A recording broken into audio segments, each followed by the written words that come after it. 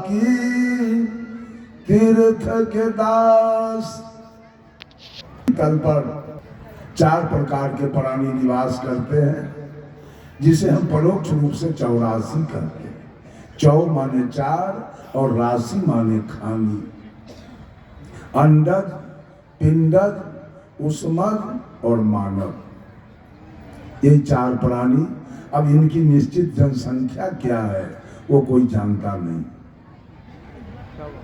इसमें चारों में सबसे श्रेष्ठ प्राणी मानव है, मनुष्य। आप मानव को सदगुरु कबीर राजा करके पुकारते हैं। ओ राजा, इस धरती तल पर एक बहुत बड़ा झगड़ा लग गया। झगड़ा एक बड़ो हो राजा राम। सदगुरु कबीर मानव से पुकार पुकार के कहते हैं कि वो राजा, इस धरती तल पर एक बहुत बड़ा झगड़ा लग गया। जो निर्वारे सो निर्वाण, जो इस झगड़ा का निर्वार करे, जो इस झगड़ा का निराकरण करे, जो इस झगड़ा का समाधान करे, जो इस झगड़ा का फैसला करे, वो निर्वाण है। वही फादर ऑफ नेशन है, वही परम ब्रह्म परमेश्वर है।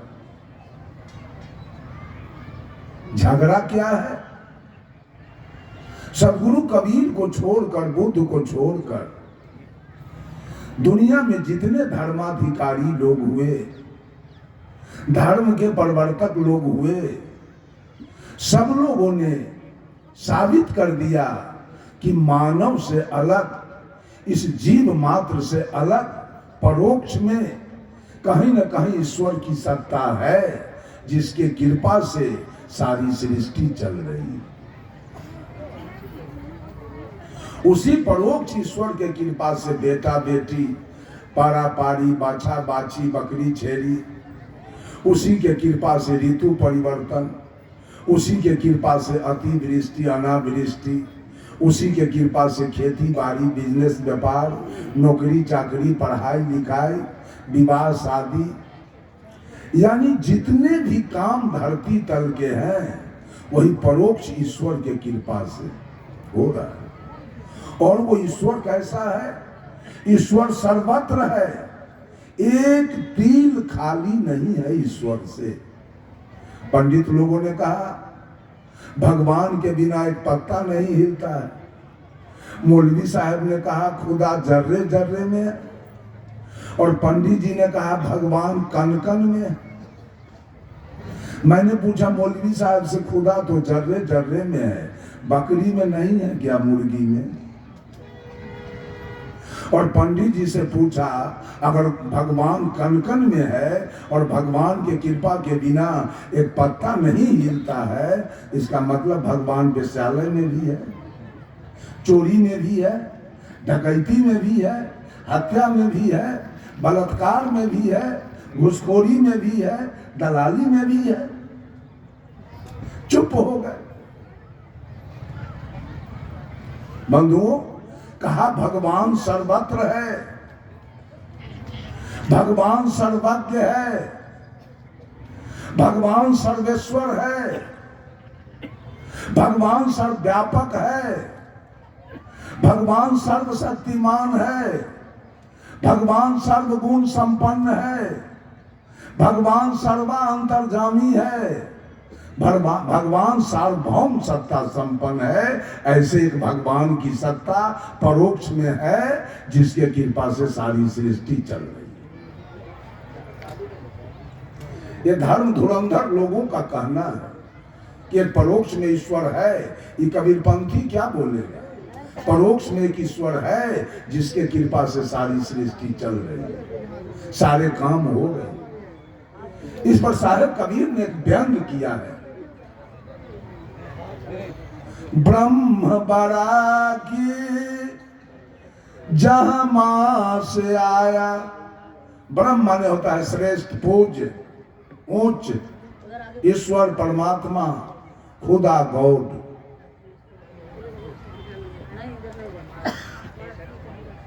आदमी कोई बोलता है कि ऊपर में एक परमात्मा की सत्ता है जिसके कृपा से सारी सृष्टि चल रही है। ये आवाज कहां से आया? किसकी आवाज है?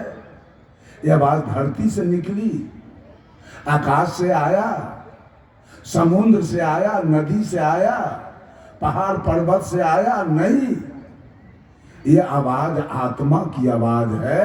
आप बोलते हैं कि ऊपर में एक परमात्मा की सत्ता है जिसके कृपा से सारी सृष्टि चल रही है। अब बोलिए, आवाज बड़ा है कि आवाज देने वाला बड़ा? कौन बड़ा होगा? Sound Om the sound of the Brahm, when we go to the shore of the sea, hear the roaring of ocean, such is the om sound ब्रह्म। जब हम समुद्र के किनारे जाते हैं तो दूर से समुद्र के कलकल छल छल की आवाज हमें सुनाई पड़ती है। तो समुद्र सत्य है कि आवाज सत्य है? क्या सत्य है? नहीं, समुद्र सत्य है। समुद्र न हो तो आवाज का? अभी मैं माइक पर बोल रहा हूं, साउंड बॉक्स के द्वारा, हॉर्न के द्वारा सारे लोग सुन रहे हैं। ये बोलने वाला सत्य है कि माइक सत्य है? बोलने वाला न सत्य है। कर्ता बड़ा होगा कि कर्म? हारमोनियम बजाने वाला बड़ा है कि हारमोनियम? नाल बजाने वाला बड़ा है कि नाल? ऑर्गन बजाने वाला बड़ा है कि ऑर्गन? बंधुओं, ये आवाज, साहब कबीर ने कहा, शब्द कहां से उठा तू है, कहमा जाए समाय, हाथ पांव वाको नहीं तो कैसे पकड़ा जाए। शब्द नाभि कमल से उठा तू है, सुन नहीं जाए समाय, हाथ पांव वाको नहीं तो सूरत से पकड़ा जाए। ये सारी आवाज कहां से आई? अगर एक भी मानव धरती तल पर नहीं होते तो रामायण, महाभारत, गीता, सुख सागर, वेद, पुराण, स्मृति, उपनिषद कौन लिखता? किसकी बात लिखी जाती? फिजिक्स, केमिस्ट्री, एलिमेंट्री, मैथमेटिक्स कौन लिखता? किसकी बात लिखी जाती?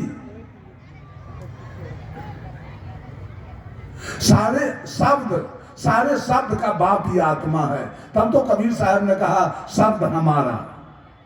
साहब कबीर ने कहा शब्द हमारा, तू शब्द का। शब्द आपका गुलाम है। अगर मानव नहीं होता तो शब्द कहां से आता? सारी शब्द आत्मा की आवाज है। अभी मैं बोल रहा हूं इसलिए कि इस काया में मैं हूं। अभी मैं निकल जाऊं काया से, फिर एक शब्द ही काया से आना बंद हो जाएगा। सारे शब्द का मालिक कौन है? और अक्षर।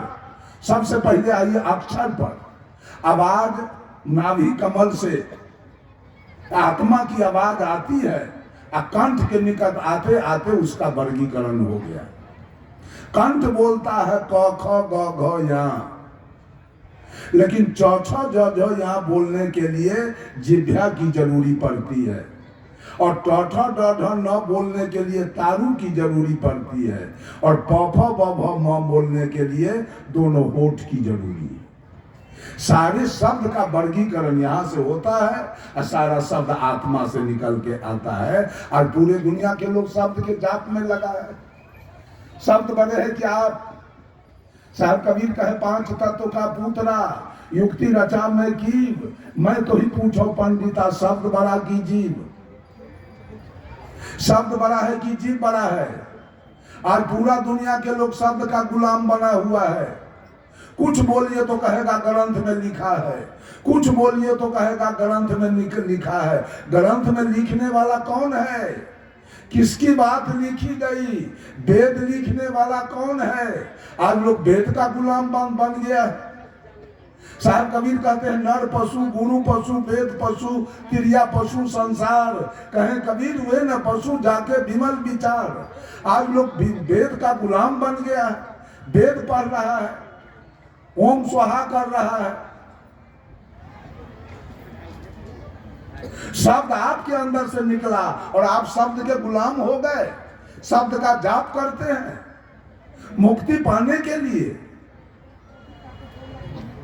जब इतना बात सदगुरु कबीर बोले, सारे लोग सदगुरु कबीर को घेर लिया चारों तरफ से। कहा बाबा आपकी बात नहीं मानी जाएगी। फिर सदगुरु कबीर ने कहा तो बोलो क्या? कहा वेद में लिखा है कि ईश्वर की परमात्मा की सत्ता परोक्ष में है, जिसके कृपा से सारी सृष्टि चल रही। तब साहब कबीर ने दूसरी शंका रख दिया, वेद बरा की जिन उपजाया। बोलिए वेद बड़ा है कि वेद का लेखक? राइटर बड़ा है कि वेद बड़ा है? कौन बड़ा होगा? राइटर कौन है? यही है राइटर, वेद लिखने वाला। आज वेद को सारा दुनिया मालिक मान लिया। जो वेद कहेगा वही होगा। कर्म को नौकर कर्म का नौकर करता हो गया। कर्म का नौकर करता है, वेद में लिखी बात को अपने जीवन में उतार रहा है। जातिवाद फैला रहा है, संप्रदायवाद फैला रहा है, देवी देवता का पूजा कर रहा है, बकरी से खसी सब काट रहा है, वेद को मालिक मान। बंधुओं, साहब कबीर कहते हैं, पढ़ो रे मन। सबसे पहले तो कहा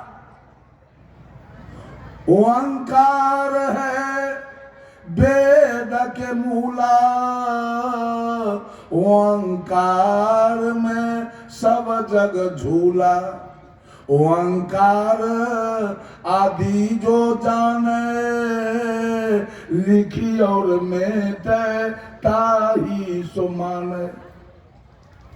ओंकार क्या है? ओम क्या है? बहुत सारे लोग ओम का जाप करते हैं, जरा ओमकार तो बताइए। ओम में ऊपर से आता है हर्षुकार, नीचे से दीर्घिकार, आगे से मकार, ऊपर से अर्धचंद्राकार और उसके ऊपर बिंदु है। आकार है ब्रह्मा, हर्षुकार है विष्णु, मकार है महादेव, अर्धचंद्र है अद्या और बिंदु है निरंजन।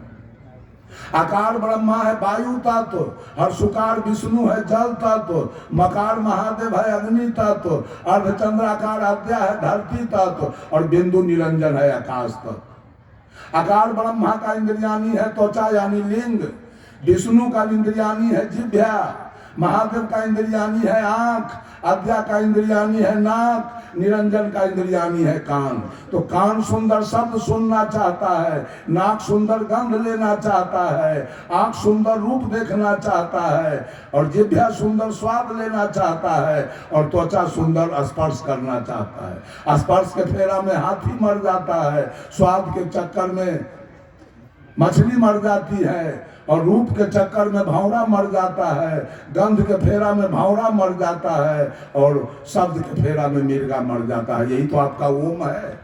ओम को इतना महत्व दिया, इतना आगे बढ़ा के ले गया कि ओम के जैसा शब्द तो दुनिया में कुछ है ही नहीं। हम कहते हैं ओम के जैसा खतरनाक शब्द दुनिया के अंदर नहीं। समझ के देखिए, समझ के। साहब कबीर कहते हैं ओंकार आदि जो जाने, लिखी और मेटे ताई सो माने। अब बोलिए ओम बोर्ड पर कौन लिखेगा? ओम शब्द बोर्ड पर कौन लिखेगा? मनुष्य। और मिटाएगा कौन? तो लिखने और मिटाने वाला बड़ा है कि वो अक्षर बड़ा है? वो अक्षर बड़ा है कि लिखने और मिटाने वाला बड़ा है? कौन बड़ा है? जरा समझिए बात को। साहब कबीर कहते हैं वेद बड़ा की जिन उपजाया। वेद किसी ने लिखा और कानून बना के आपके माथे पर छाप दिया, आपके माथे पर रख दिया, डिरियाते रहिए पूरा जीवन भर। लिख करके रख दिया है आपके माथे पर, डिरियाते रहिए इसके फेर में, जमीन बेच के श्राद्ध करते रहिए। बाप माई के वेद बना दिया आपके लिए। जमीन बेच के बेटी का विवाह कीजिए, मुंडन कीजिए, छठ कीजिए, होली कीजिए, दिवाली कीजिए, बैनाथ जाइए, जगन्नाथ जाइए, केदारनाथ जाइए, हरिहरनाथ जाइए, पशुपतिनाथ जाइए, गंगा में नहाइए, जमुना में नहाइए, कमला में नहाइए, सब धन फूक दीजिए इसी में। ये वेद ने आपके लिए क्या किया है? बंधुओं, जब ये बात सदगुरु कबीर बोले, फिर ठर्रा गए सब लोग और फिर कबीर साहब को घेर लिया। कहा बाबा वेद को हम लोग अनादि मानते हैं। तो साहब कबीर ने कहा ई मन बड़ा कि जही मन माना। किसी चीज को मानने वाला कौन है, मानता कौन है? ये मन किसी चीज को मान लेता है। अब मन को मान के रखने वाला कौन है? अगर जीव निकल जाए काया से तो मन रहेगा। मन बड़ा है कि जीव बड़ा है? जीव बड़ा है। जीव निकल जाए तो मन की सत्ता रहेगी? नहीं रहेगी। फिर कबीर साहब की बात आगे हो गई। फिर सब लोगों ने कहा बाबा छोड़ दीजिए सब बात को, हम लोग राम को अनादि पार ब्रह्म परमेश्वर मानते हैं। तो साहब कबीर कहते हैं राम बड़ा की राम ही जाना। बोलो राम बड़े हैं कि राम के पुजारी, राम के सेवक? कौन बड़ा है? सेवक बड़ा है। चीन में राम का सेवक नहीं है, राम की कोई मर्यादा वहां नहीं है। जापान में राम का पुजारी नहीं है, कोई मर्यादा नहीं है। इंग्लैंड में राम का पुजारी नहीं है, राम का कोई मर्यादा नहीं है। रूस में, अमेरिका में, अफ्रीका में, ऑस्ट्रेलिया में राम का पुजारी नहीं है। सऊदी अरब में, लंका में राम का पुजारी नहीं है, तो राम का कोई मर्यादा नहीं है। बिहार में, भारत में राम का पुजारी है तो राम है, और जगह राम का पुजारी नहीं है तो तब पुजारी बड़ा कि राम बड़े? पुजारी बड़ा हो गया। सब लोग भाग गए। सदगुरु कबीर के निकट से सारे लोग भाग गए, कोई जवाब नहीं आया। अंत में सदगुरु कबीर कहते हैं भरमी भरमी कबीरा फिरे उदास। भगवान के भरम में, ईश्वर परमात्मा के भरम में पढ़कर ये सारे औरत मर्द सतुआ चिवड़ा पूरी ठकुआ खजूर लेके और नगर नगर डगर डगर तीरथ तीरथ में उदास होके खोज रहे हैं सब लोग। कहाँ वो भगवान है? कहाँ? साहब कबीर ने तो एक शब्द में कह दिया कि खसम बिनु तेरी के बैल भयो रे, खसम बिनु तेली के बैल भयो। पहले के जमाने में तेली लोगों के यहाँ तेल की पेराई होती थी। कोल्हू में तेल गिरता था केंद्र में, और उस कोल्हू में एक बैल चलता था जो बैल परिधि का चक्कर काटता था। एक धूड़ में 500 कोस बैल चलता था। वो बैल को सुख मिलता था कि दुख? दुख मिला। वैसे भगवान बैठा है केंद्र में, सारा दुनिया के औरत मर्द सतुआ चिवड़ा पूरी ठकुआ खजूर लेके और जिंदगी भर परिधि का चक्कर बैनाथ जगन्नाथ और गंगा जमुना वैष्णो देवी के चक्कर काट रहा है भगवान के खोज में। तो तेली के बैल है सब की नहीं? सारा दुनिया के औरत मर्द तेली के बैल है। जैसे बैल को दुख मिला, वैसे तीर्थ में गए न नहाने का ठीक है, न पैखाना जाने का ठीक है, न सोने का ठीक है, न कपड़ा सुखाने का ठीक है, कहीं कोई सुख नहीं। बस दुख काटने के लिए गाड़ी रिजर्व करा लिया और नगर नगर दौड़ लगाते हैं कोल्हू के बैल के जैसे। साहब कबीर ने कहा खसम माने होता है दुल्हा, और दुल्हा मीन्स ज्ञान। एक ज्ञान के बिना सारा दुनिया तेली के बैल बना है, और कोल्हू के जैसे बैल के जैसे परिधि का चक्कर जीवन भर काट रहा है। परमात्मा बैठा है केंद्र में और खोज रहा है परिधि में। अगर केंद्र में परमात्मा है तभी तक ये आंखें देख रही है, तभी तक ये कान सुन रहा है, नाक सुगंध दुर्गंध ले रहा है, मुंह बोल रहा है, खा रहा है, त्वचा स्पर्श कर रहा है। जिस समय परमात्मा की सत्ता काया से आउट हो जाएगा उसी समय ये शरीर डेड बॉडी होगा और श्मशान में जाके जल के राख हो जाएगा। बंधुओं, मेरा समय पूरा हो रहा है, शायद पूरा हो गया। अब मैं अपने वाणी पर यही विराम लेता हूँ। बोलिए सद्गुरु देव की। आचार्य श्री धर्म